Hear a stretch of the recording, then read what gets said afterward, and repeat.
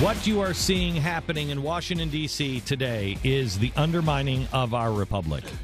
It is the weakening of our republic. It was wrong when the Republicans tried to do it. It is wrong today. Let me give you a couple of, first of all, what they're arguing about. Senator Reid, who is turning in to be one of, I think, a real villain. Bad guy. Yeah, a very big villain. Harry Reid has just proposed that they stop the filibuster. And so the filibuster, now you need 60 votes to stop a filibuster. He says that's just too high of a bar. He wants it to be 50 votes. Well, then what good is a filibuster? Now, there's a couple of people that have really spoken out eloquently against this, and I want Stu just to read the quotes here to you because they're really eloquent arguments against relinquishing or diminishing the power of the filibuster. The Founding Fathers established the filibuster as a means of protecting the minority from the tyranny of the majority, and that protection, with some changes, has been in place for over 200 years. Okay, so say it again. Listen to this. Listen to this. It's really important. It is a good point. The Founding Fathers established the filibuster as a means of protecting the minority from the tyranny of the majority, and that protection, with some changes, has been in place for over 200 years. Okay, now give me the second point. The nuclear option, which is what they're trying to do, extinguishes the power of independents and moderates in the Senate. Say it again. The nuclear option extinguishes the power of independents and moderates in the Senate. Okay, so if you're a moderate or you're independent, you have no way, because the parties will crush you. You have no way to get your point out, and that's what the founders wanted to do. That's the first point there, that the founders did this so the minority would still have some say. Would have something. It may not work, but until they had to sit down, they could be heard. All right. Now, I want to point out who said that. The first quote came from Barack Obama. The second, $20 worth it. The second one came from Joe Biden. Yeah, but who are they? Really? I know. And they were so young when they said it. Yeah, how old were you in 2005, 2006? I mean, were there dinosaurs? Yeah, I think there were. I think there were. So they are now going against the principles that they never had in the first place. No, they're pathetic. And this is what Americans are so sick of. We just want somebody that believes in something. I'll take people like Bernie Sanders. He believes in something. He's consistent. He says it. He's not playing a game. Because I don't know about you. I'm not playing a game. Are you playing a game, Stu? No, I don't think so. Are you playing a game? No, I'm not. Okay. Not playing a game. This is important to me. Our republic is important. So say what you mean what you say. Make your best case. Meet me on the battlefield of ideas, as George Washington said. Now, Harry Reid is asking the Senate to get rid of the filibuster, and they could destroy this as early as today. Now, how are people going to vote? I don't know, because I don't see the people there. There are very few people there that are actually doing the right thing for the republic. They might say they're doing the right thing for the republic. That's what they're really there for. But the Mitch McConnells of the world, I'm sorry. The John McCains, the Lindsey Grahams, no, they're not. No, they're not. They are there because they have power. They have money. It is corrupt. They can extort people and companies, and both sides do it. The Republicans, man, do you remember how much heat I used to get at Fox? When they would say, don't say that the Republicans are just as bad, because they're not. Yeah, I understand. They're not full-fledged Marxists. But they're taking you down exactly the same pace, a road at a different pace. That's all that's happening here. And your republic is being undermined by people who are supposedly at least decent people. We might disagree, but they're at least decent people. No, they're not.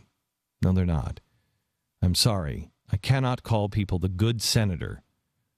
I won't play that game. I don't hate them.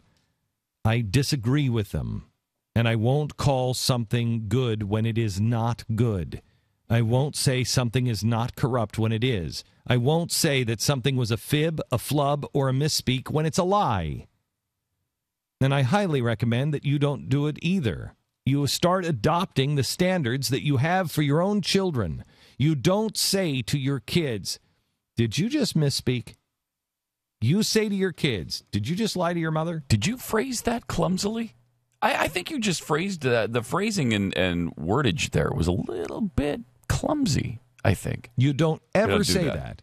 No. Have you ever said that? Anything like that, Jeffy? Never. Not. Have you ever said that? So fun. No. Have you ever heard a parent say that? No. Never. Never. No. So why is it? Why is it the biggest children in our lives? How many Americans believe that these guys are acting like children? I do. They are corrupt, they're deceitful, and they're childish. And so we don't even treat them like our children. Don't let them change the language. That proves to you that progressives are on both sides, because that is the number one sign of a progressive. They change the language to win the argument. What are progressives? They're communists. That's what they were known as. On the left, they were communists. On the right, they were fascists. Well, they wanted to be very American, to quote Hillary Clinton. They wanted to be that very American progressive movement. And so they adopted progressive. What happened to the libertarians? What happened to real classic liberalism? Why is it that liberal means something everywhere else in the entire world? What does it mean in the rest of the world? It means somebody who believes in the individual. It means somebody who believes in the maximum freedom for the individual and maximum responsibility for the individual. The smallest government. That's a liberal in everywhere else in the world except here. Well, I can tell you why our race courses run the opposite way than the rest of the world. I can tell you why our cars drive a different direction, or our horses would drive a different direction from England. It was to make a point that we are not England. That's why our racehorses run a different direction than they do in Great Britain. Because we are not Great Britain. That's why it happened. So now why is liberal different, the definition different here than the rest of the world? Because of the progressives. And it's so insidious. It's so insidious. They took a word that meant the exact opposite. A progressive believes in power at the top and the collective. A classic liberal believes power at the bottom and maximum power for the individual, not the collective. So they took the word that meant the exact opposite and cloaked themselves. Now, here's where it really gets interesting. What did that do? That took away the libertarian, because that's what the libertarian was. The libertarian was the liberal. And so that took that chair away from the table. And then both sides, because remember, Theodore Roosevelt is the one who started the Progressive Party. Theodore Roosevelt, a Republican, and Woodrow Wilson, a Democrat, both progressives, both believing in the same thing, just one was a world government, one was the world led by the United States of America. That's the only difference. One was more fascistic, one was more communistic. Those two then start to belittle anyone who believes in small government. And that's what's happened to us in the last 110 years, and they're still doing it today. And the whole idea of the progressive ideology, the whole idea of progressivism, is that it destroys the Constitution and the Republic to where the people are in charge. Instead, it is a group of elites that are in charge. It flips the Constitution upside down. That's why Franklin Roosevelt actually proposed a new Bill of Rights. He actually proposed that the Bill of Rights be changed. And instead of being a charter of negative liberties on the government, it would be a charter of positive liberties, the things the government must do. Wilson talked about it. Roosevelt talked about it. LBJ talked about it. This president talked about it. They all have tried to do that. And the best way to do it is to dismantle Congress and the Senate. Just make them absolutely impotent. Make them a place to where the two-party system, which is a total sham. I'm sorry, guys, I didn't believe this 5 years ago. 10 years ago, I certainly didn't. 5 years ago, I was still fighting against it. I believe it now. And, I mean, you have to, and I know you're the same way. I know you're the same way. If you've done your work, if you've done your homework, you know what is true. 10 years ago, I was on the air and I asked Stu, how the hell did we get here? How did we get here? I know now. I know how we got here. And once you know, it's so frustrating because you open your eyes, gang. You've got to open your eyes, and you have. And you know the two-party system is a sham, and that's... The Republicans tried to do this, and they were against it.